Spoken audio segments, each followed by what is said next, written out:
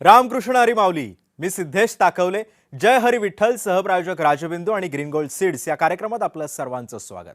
सहस्त्र पाऊले दौडतसी वारी करण्या पंढरी नजदीक, सोहळा आनंदी आषाढ मास घेतला ध्यास विठू दर्शना। हा अभंग मुखात घेऊन नाम संतांचे पण मनासी आस, विठ्ठल भेटीची घेऊन पंढरीशी जाऊ शांत समरूप होऊ विठ्ठल पाहू। या ओढीनं निघालेला वैष्णवांचा मेळा फलटण नगरीतील आपला मुक्काम आटपून माऊलींच्या पालखीनं आज सकाळीच पंढरपूरच्या दिशेनं मार्गस्थ झाला।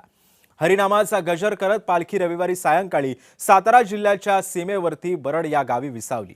तहान भूक विसरून वारकरी पंढरीची वाट चालतायत। आज बरडमध्ये पालखी आल्यावरती पावसानं सुद्धा माऊलींच्या पालखीचं स्वागत केलं।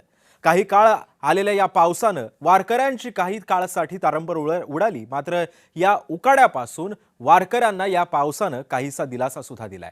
पालखी बरडमध्ये आली आणि त्यानंतर वारकऱ्यांच्या सेवेसाठी सेवेकरी धावले। चालून चालून थकलेल्या या पावलांची सेवा कुणी करत होतं, तर कुणी भुकेनं व्याकुळ झालेल्या वारकऱ्यांना अन्नदान करत होतं, तर कुठे कुणी वारकऱ्यांच्या चहापानाची सोय करण्यात व्यस्त होतं। एकंदरीतच काय तर वारकऱ्यांच्या या सेवेसाठी प्रत्येक जण मग्न होता। माऊली प्रत्येकानं वारी एकदा तरी करावी आणि ती करायलाच हवी, कारण या वारीमध्ये माणुसकीचं दर्शन होतं असं म्हणतात। सध्याच्या या धकाधकीच्या आयुष्यात वारीच्या या क्षणांचे बूस्टर डोस हे प्रत्येकानं घ्यायलाच हवेत। वारी गिनायची नसते, पण वारी पेरायची असते, ते म्हणतात ते काही खोटं नाही। पांडुरंगाची निस्वार्थपणे सेवा करावी आणि आयुष्याचं सार्थक होऊन जावं, यासारखं दुसरं सुख जगात कुठे नाही।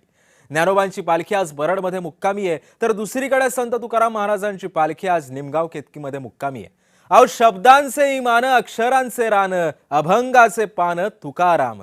माऊली या अभंगात पांडुरंगाच्या भक्तीत तल्लीन होत वारकरी पंढरीची वाट चालतायत। पाहुयात वारीच्या या टप्प्यावर आतापर्यंत काय काय घडलंय।